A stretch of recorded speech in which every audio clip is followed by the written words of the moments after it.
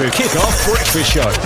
Welcome back to the Sterling Sports Company Breakfast Show with Damian on your Saturday morning. It is a great honour of mine to welcome in our next guest. As some of you have realised, we've been talking to some Hurricane legends over the first week, so let's make a feature out of it and let's talk to the very first captain, Mark Allen, better known as Bull. G'day, Bull.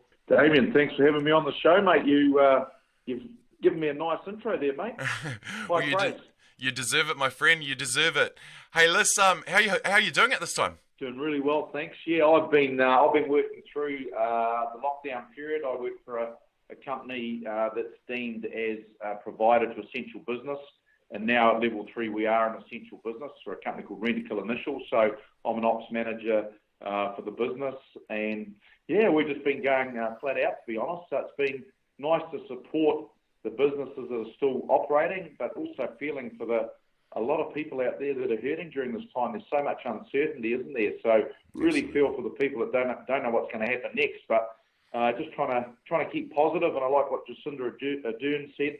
You know, we need to just show a bit of kindness out there. So that's what it's all about, I think, during this period, isn't it? Absolutely, man. Absolutely. Well, let's go back. This would have been it is our 25th Super Rugby season. You were the man that led the Hurricanes out onto that field for the very first time. Quick question. Do you feel a little bit jibbed to not be Hurricane number 1, considering your surname starts with A? Yeah, I know. Noki Apiaki, eh? That's the one. Yeah, that's right, mate. No, that's all good. Yeah, I was a little bit surprised by that, I must admit. Because I played loose head prop, played in the number 1 jersey for the Hurricanes, so it would have been nice to be number 1. But Noakes is a good fella, so no hard feelings there. But I still remember that first game in Palmy against the Blues. Well, they were called the Auckland Blues. We were called the Wellington Hurricanes. Yes. And running onto the field, man, it was an amazing buzz. It was just... Well, once again, we were stepping into the unknown. We didn't really know where it was going to go and what was going to happen. But, man, history tells us it's been pretty successful. Absolutely. What were those initial years like? You know, were people thinking this is about time we start professionalising rugby? Was it? What was the feeling around then? Well, I'd played amateur rugby for a lot of years for, Taranaki. So I think I was about 27, 28 when I went professional, and I'd been playing for the provincial rugby and represented rugby for, it was 96. So yeah, I started playing rugby in 88. So I'd already played a lot of amateur rugby. So it was, yeah, we were sort of pretty set in our ways in a lot of cases. And I remember when we got together at Porirua at the police college, there was obviously people, the Hurricanes covers a wide region. And we all sort of stood around and we were sort of looking around and sort of knew who each other was, but we didn't really know each other.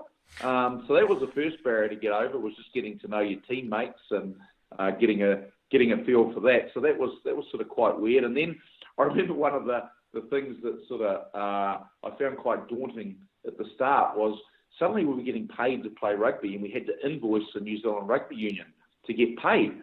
And I thought, gosh, how do you do that? So I was a bit of a greenhorn, grew up pretty simply, and that's why I like to keep it in Taranaki, a little rural town. So there's a lot of different things to sort of negotiate and deal with. But in those days, we were travelling from, I was travelling where I lived in Stratford to Wellington.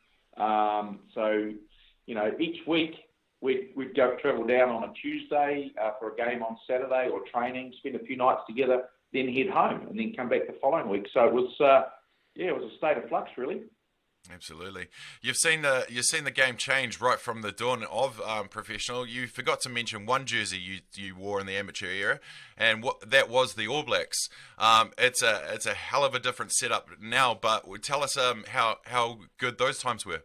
Oh, fantastic. I mean, I feel very privileged to not only play, to represent my club at senior level, and then, Taranaki, Hurricanes, All Blacks. I mean, there's a lot of people supported me to get to that point. It certainly wasn't done on my own, and played with a lot of amazing players, had a lot of really good coaches, and, not only giving me rugby skills, giving me life skills, and helping me develop as a young man, which I wasn't. But yeah, playing for the All Blacks is the pinnacle, of course. And I must admit, I was disappointed. I feel like I finished my career quite early. I was 30 years old, had a couple of prolapse discs in my back, as I was sort of looking like I was going to hopefully cement a place as the starting loose head prop.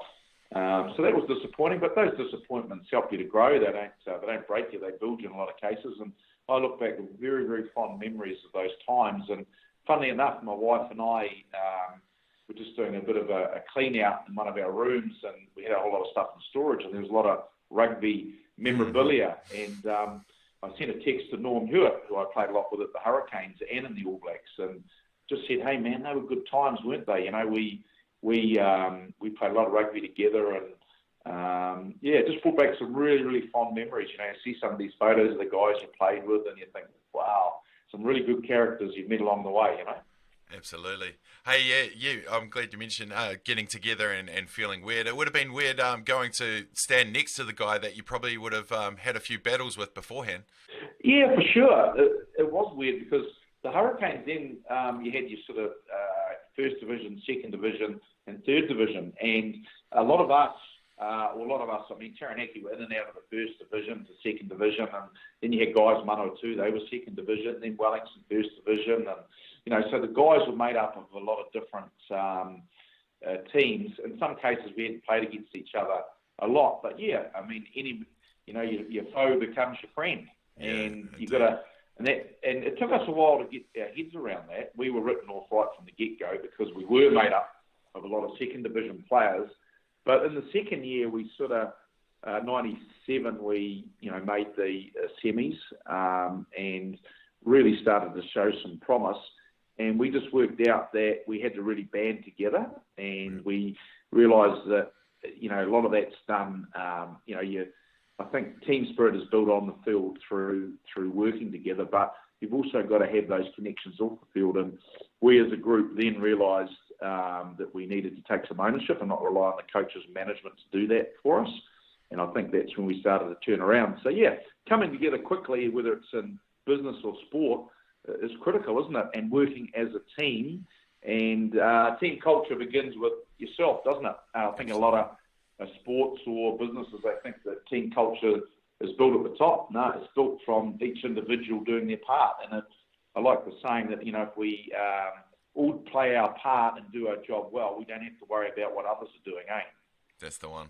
No, well said, Bull. Well said. Hey, I want to talk about another team that was put together, and talking about memorabilia. A few people asking where they can find find a jersey. The Central Vikings, was that before its time, mate?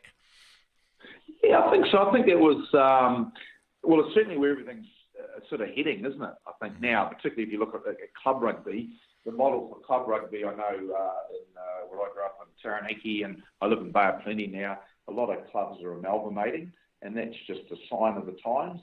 So the Vikings, I thought, was a good concept. It's been pretty much shunned by a lot of people, but you're always going to have a challenge when people have strong identities built up over a lot of years, and they want to hold on to that history, I suppose. So I enjoyed it. I only played 1 year because the second year I got injured, but I thought it was a great concept. I enjoyed it, but yeah, possibly ahead of its time for sure. Outstanding. Hey, mate, you have mentioned your injury. I am a survivor of L4 and 5 prolapse as well. I was 28. It was the worst time of my life. How did you overcome that to still be passionate about the sport that you love? Yeah, I think it does take a while to get your head around it. You don't just go from being I started playing rugby when I was young, 5 years old.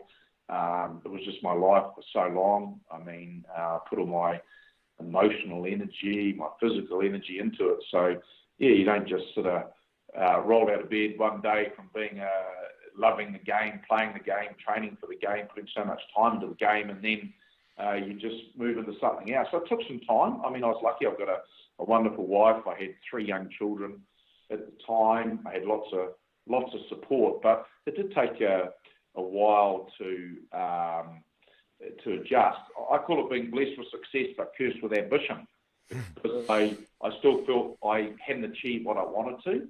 that was a huge disappointment to me for a number of years. I've got to be honest. That I felt that I could have done so much more, could have played so many more games, achieved a lot of things. I was asked to go overseas, and I turned it down because all I really wanted to be was a good All Black. Yeah.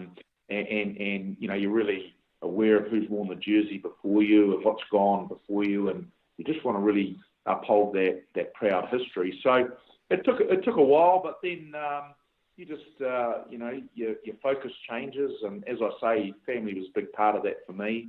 Had got a wonderful family. I've got 5 kids, got 3 grandkids now, and just feel really, really blessed that I've got such support from them, and now I throw my energy into my work as well. I believe in standing beside people and supporting people, not only during your work day, but just get to know people and support them and what's going on in their lives. So I just really, there's so many opportunities around, isn't there? It's just realising where they are and putting your energy into them. Amazing. One of my mentors, Ken Laban, speaks very highly of your involvement in college sport. How did that come about? Yeah, well, Ken's a good man, and just commentating with Ken, he's a passionate guy that's been a great servant of rugby and league over the years. He loves the sport. But it came all about by accident, actually. I was working in Auckland for a company, and I was in a gym one day, and Martin Crowe walked in. And he was working for Sky at the time, and he said, "Hey, I've got this idea to broadcast First 15 Rugby." I said, "Man, that sounds cool." And he said, "Would you like to get involved?" I said, "Man, I would love to get involved in that area of the game." And that's how it all started. And for the first 3 years, I think, I did every game except one, which was a real privilege, actually. So up and down the country, commentating First 15 Rugby, seeing these amazing young talent roll out onto the field every week. So that was a really precious time, actually. Awesome, and I got to ask about a famous tennis match between you and Martin Crowe. Yeah, well, I consider myself reasonably competitive, but Martin Crowe, he took it to another level.